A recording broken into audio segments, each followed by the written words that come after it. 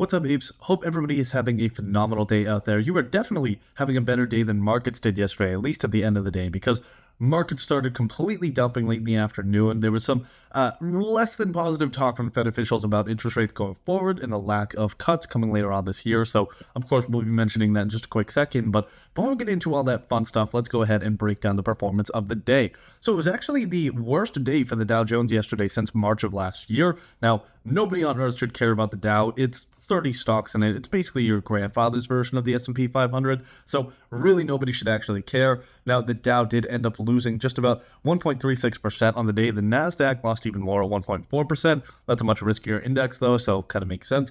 The S&P lost about 1.23% on the session. So very ugly day for markets overall, and in comparison, a great day for the alpha portfolio. Now, we still did lose about 44 basis points. We're never going to pop bottles for losing money, but still, losing less money will take the win. I mean, a win is a win is a win, as a famous coach once told me. So, we'll take that performance. Obviously isn't ideal. We got some assistance from Bitcoin, Ethereum, and most of all our cash pile yesterday, because cash, thankfully, doesn't trade in public markets, so doesn't necessarily lose that much value over time. So obviously we were very happy to see that. Now, moving on into some of the big stories of the day here, guys. We do have a lot to talk about, but before we do, let's get into some of the banana bits. Wanted to give you guys a primer for the jobs report coming out later this morning, or who am I kidding? You guys almost definitely woke up after noon here today. So a couple of hours ago, they dropped the jobs report for March. Go ahead and check that out. And if you want to kind of correspond that with the link that I have in here, that's a great idea too, because this CNBC link kind of points you in the direction of what you should be paying attention for. A little bit of a mind hack right there. So go ahead and do that and impress your economics teacher later on today. Now, we all know that Apple has ditched its car unit recently. This was called Project Titan. It was a 10-year project, cost over $10 billion for the company, and they completely ditched it earlier this year. Now, it's a complete loss because they're basically taking all of those robotics engineers, moving them over into a different part of the company to probably waste a bunch of time and billions of dollars on, but they are effectively entering the smart home robot market. Now, the picture that I saw of this thing kind of looks like a Roomba combined with Alexa, and it probably has a trigger on it. So maybe don't put this in your house just yet. Let your friends do it first and see if they survive through the night. Then maybe consider it. Now, of course, our third story for the day here. Very powerful earthquake rocked Taiwan earlier this week. It was the most powerful earthquake in 25 years. Now, in addition to this being an obvious human tragedy, definitely thoughts and prayers to the people of Taiwan. Obvious human tragedy. A lot of people are concerned over the supply of semiconductors as well, because that's where pretty much every semiconductor that's worth anything is produced, especially Taiwan Semiconductor Manufacturing Co., who controls about 60% of the global semiconductor market. Thankfully, there's nothing that Lina Khan can do about a company based in Taiwan, but still, people are getting a little bit concerned over the chip supply, as well as, of course, over the people involved in the tragedy. Now, finally, we have a study here from the Daily Chart Book. Again, shout out to the Daily Chart Book. God, they are doing the Lord's work over there. And basically what they said is that boomers absolutely do not want to move out of their houses. They're not planning on selling and moving for retirement whatsoever. And who the fuck can blame them when you have a sub 4% mortgage rate? That's the reason that you're going to be paying hundreds of thousands of dollars more for a home than you otherwise should be. So you can call grandma and grandma later on today and thank them for fucking you over, essentially. Please don't actually do that. I don't want to be the cause of your family drama. Instead, why don't we just go into one of the big stories of the day here? So, Macro Monkey, we have bulls, bears, and bonds. The Wizard of Oz is very famous for popularizing the phrase lions and tigers and bears. Oh my. But if you are a non-civilian, right? If you're somebody who's initiated into this world of finance, you know that that third one is really the only one that matters. Bears. And that's what we want to talk about here today. Now, my favorite bear is a polar bear. Just kidding, of course. We are talking about something way less exciting than that, and that is going to be the bear steepening occurring with the yield curve. Now, if you go ahead and look at the chart that we have in that piece, we're basically plotting the changes in the yield curve over the past year or so. This might be the most important chart in finance right now. Basically, what we are seeing is that the yield curve has been ripping higher in recent weeks. Now, that's a little bit weird because the Fed at the same time has been signaling lower rates going forward. So clearly the bond market, aka the smart money as people like to call it, because you and me are the dumb, stupid idiot money, they are essentially saying that rate cuts aren't going to be coming in the way that we currently expect, and certainly not in the way that we expected a couple of weeks ago here. So to take a step back a little bit for the uninitiated among us, the yield curve, what is it? Basically, this is where we take on the y-axis the current yield, the current rate of return that you earn if you own a treasury bond. We take the current yield of these bonds, plot them across the x-axis, and the x-axis is the maturity dates of those bonds. So it's the 1 month, the 3 month, 6 month, all the way out to 30 years or so. Now it should be sloping like this.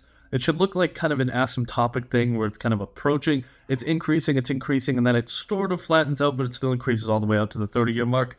That is absolutely not what we're seeing right now. We're seeing more of a little dipper kind of shape style thing. I don't know if any of this is making sense, but that is very bad. And it's even worse, the recent kind of momentum that we've been seeing in the yield curve, because it is currently higher than it was a year ago, but lower than it was 6 months ago, and much higher than it was 3 months, 1 month, and 1 week ago. So once again, while the Fed is trying to signal that, the economy is doing very well, we are seeing the yield curve start to rise. That is exactly what is described as a bear steepening. Now, the only thing that we can really say that might bode well for this is that a bear steepening really only occurs when a couple of things happen. Well, when one of two things happen, really. Either one, companies have done a really bad job of managing their duration risk. Shout out to SVB. I just saw notification from Barron's as well that said Bank of America is open to about $100 billion in bond losses. I'm going to be looking into that more and talking about it for you guys tomorrow, because I'm sure it's a similar thing. Bank of America can certainly kind of handle a hell of a lot more in losses than SVB did, so I'm sure they'll be fine, but I'm definitely going to read that. Otherwise, I won't sleep here tonight. Either way, basically what we're seeing is it would be one, that high duration risk would be what kind of comes and fucks everything over. And then two, if we were seeing slow nominal growth, because slow nominal growth and high bond yields is a recipe for disaster. That is definitely not something that we want to see. But if we go ahead and look at the table that I've included in the piece here as well, this is from the boy Alf over on Twitter, great macro investor. And basically what he highlights in here is the different performances of certain sub-asset classes, and shows exactly kind of what their performance is in a given yield curve environment, and overlays that yield curve environment with economic growth, and shows how these different asset classes tend to perform. Effectively, this is going to be terrible for equities if we do start to see a slowdown in economic growth. But at the same time, the Federal Reserve came out recently and said that we're expecting to see very strong growth in 2024 and 2025, so it shouldn't be that much of a concern. But that also means if we are expected to see strong growth, that there's not going to be those rate cuts that everybody has been expecting. That is overall a good thing. That means the economy is doing so well, we don't need rate cuts to support us. But the only tough part is my stock portfolio definitely needs rate cuts to support my not being homeless, effectively. So, that would still be phenomenal for me personally to see. It's a great time for the economy. We love to keep rates high because it gives us more firepower for the next time that we get into a recession, to be able to fight that recession and kind of lubricate the economy a little bit more. So that's kind of the big takeaway here. The bond market is seeing something that we haven't seen before, and that is the fact that higher for longer is actually starting to be believed by investors. So this whole time it's kind of been like, yeah, wink, wink, we get a quote unquote higher for longer, but as soon as we get a weak GDP print or whatever the fuck it might be, then the Fed is definitely going to start cutting rates. Once again, that's not what we're seeing right now, and definitely isn't what we're expecting to see going forward. All right, let's get into some of the stock moves of the day. We have, of course, Lephi-Strauss as a big winner, up about 12.2% on the session. These guys absolutely killed it in their latest earnings report, dominating on the top line and the bottom line, but that wasn't even the best part. The really good thing is that stores like Macy's and other department chains are collapsing before our very eyes. The good thing about that is that it reduces the external channels in which Levi is going to be selling its jeans. So that basically means higher margin revenue for them, given that an increasing share of their revenue mix is going into direct-to-consumer channels. And so when it's DTC, it's typically going to be higher margin, especially when they buy it from your website. And that's what we're starting to see with Lephi-Strauss. Shout out to the blue jeans and all those country songs about blue jeans that probably drove a lot of that buying. Now, finishing up for the what's ripe of the day, we have HubSpot, of course. This is a weird one. This looks like a CRM ad company, something like that. But effectively, Google really wants them. They are allegedly in talks for about a $32 billion buyout. Now, $32 billion is just the market cap of HubSpot right now. If Google was really going to buy this thing, it would probably be a lot higher, because most of the time, in order to effect an acquisition, you're going to need to put a bit of a premium price tag on there to make it worth it for those founders. Now, HubSpot rose 5% because nobody really believes that this is actually going to go through, with walking 𝗪𝗲𝗪𝗀𝗀𝗀 Khan still as the FTC chair. We'll see if it actually goes through. We'll see if these rumored talks are even true over the coming days. So definitely stay tuned on that. Now, moving into the what's rotten of the day here. The first one, so a company you definitely haven't heard of before unless you're an absolute freak or morbidly obese. This is called Lamb Weston. They are one of the largest French fry producers in the entire world. I'm talking crinkle cut. I'm talking regular cut. I'm talking waffle cut. Also, waffle cut fries, one of the best inventions in human history. I don't know if Chick-fil-A invented it or if that was just the first place that I had them, but holy shit, talk about blowing your socks off. Either way, Lamb Weston, they plummeted 19.4% on the day because they, unlike Levi Strauss, had a really dumpy-ass earnings report. Basically came out and said that not only did we fuck it up last quarter, we're going to keep fucking it up going forward. They are basically reducing full-year EPS estimates by 5.9%, then reducing sales estimates by 7% at the same time. Or, excuse me, 4.7%. I totally just read that wrong. But obviously not a very good sign for shareholders going forward. Net income actually fell 17% last quarter. I don't know if you guys can hear my dog barking out there, but I certainly hope not, because I'm not going to re-record this. But either way, that's the kind of position that Lamb Weston is in right now. That was slight reduction in earnings and sales.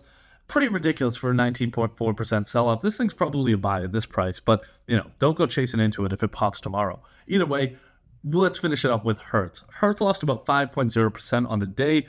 Really tough day because Goldman Sachs basically came out and said, you know what, we don't like you anymore. Now, a lot of these investment banks were getting hot on Hertz over the past couple of years because they were going into the electric vehicle space, saying that they were going to basically be like only renting out Teslas and like electric fucking Bugattis or something, trying to become that like premium version of the rental car business.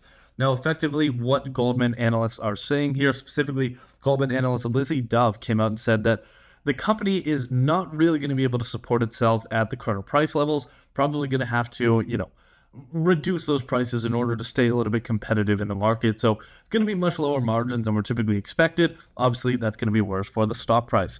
Finally, let's get into a fun story for the day. We have VCs to talk about. VCs are absolute favorite investors to make fun of, especially now because they are lacking both bags and brags. I don't know if you guys know the VC Brags Twitter account, but it's absolutely hysterical. Basically just a bunch of old white guys going on there and talking about how dope they are, and this Twitter account tracks all of those and says how ridiculous the posts are. It's hysterical. Go and check that out whenever you have some free time or the next time that you're on the toilet. Now, we've been talking a little bit about how the M&A, the IPO market, really deal activity is so damn back in 2024, and it turns out we were completely lying to you, at least when it comes to the venture capital space, because Q1 of 2024 was the single worst, it was the worst quarter in terms of total deal volume since the end of Q3 20, let me go ahead and check actually. So it was Q1 2024, there was only 2,882 deals signed. That was the lowest since Q3 of 2017. Now, at the same time, the value of those deals was just at about $36.6 billion, which is the lowest since Q4 of 2019. And that itself is excluding Q3 of last year. So Q4 of 2019 was also a horrendous market environment.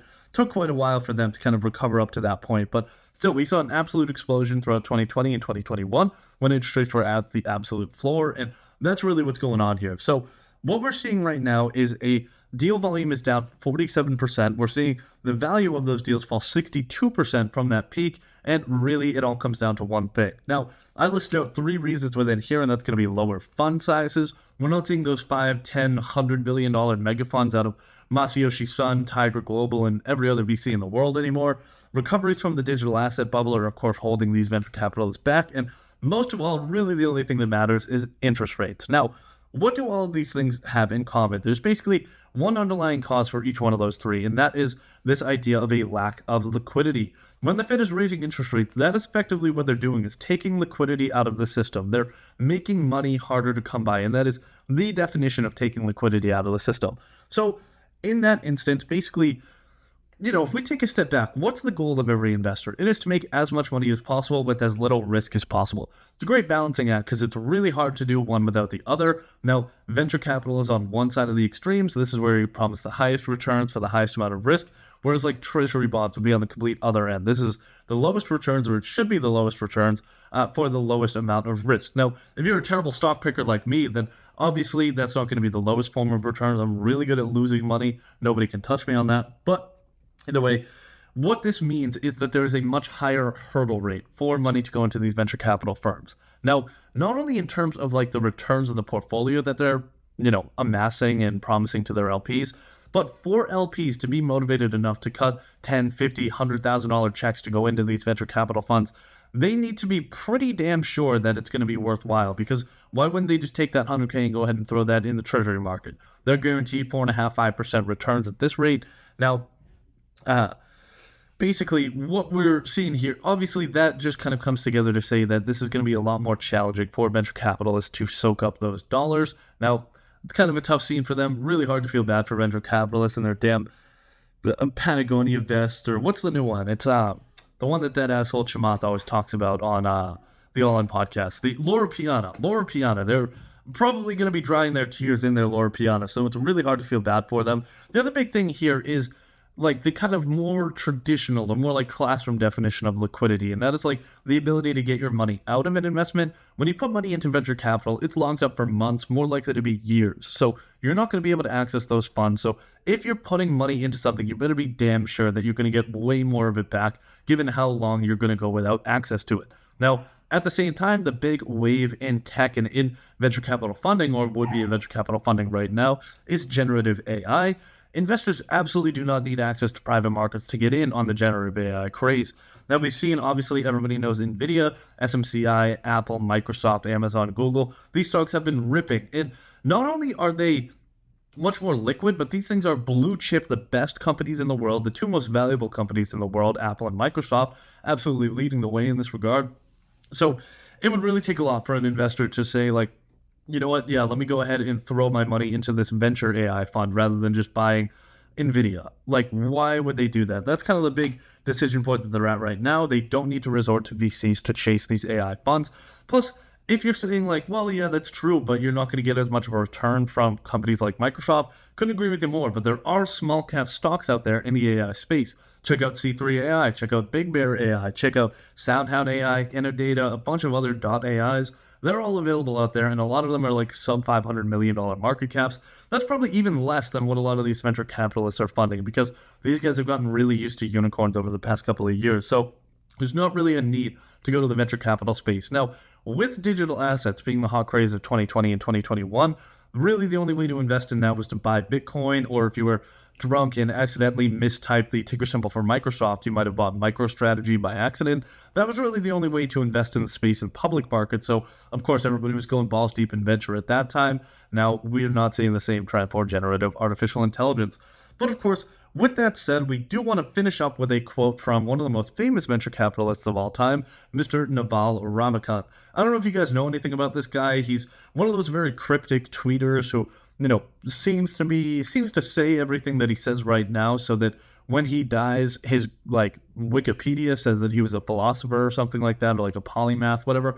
Pretty much every venture capitalist in the world would sell their firstborn child to be able to wipe this guy's ass. So, but, you know, enough about Naval. He does have some interesting quotes, and at one point he said, "Investing favors the dispassionate. Markets efficiently separate emotional investors from their money." This is very similar to Ben Graham's concept of the voting machine versus the weighing machine, so it's just kind of a new spin on that. Don't give him too much credit for it here, but either way, shout out to Naval. It's definitely, not that he's going to watch this, but definitely not a guy I want to get on the bad side of. That pretty much finishes it up for the day and for the week, of course. Best of luck closing out the week on a high note tomorrow. Really hope you guys are in the green on the day. It is currently 8:21 p.m. on this beautiful April 4th, 2024. Hope you guys all have a wonderful rest of the day, great weekend, happy investing, happy trading to you all. Bye now.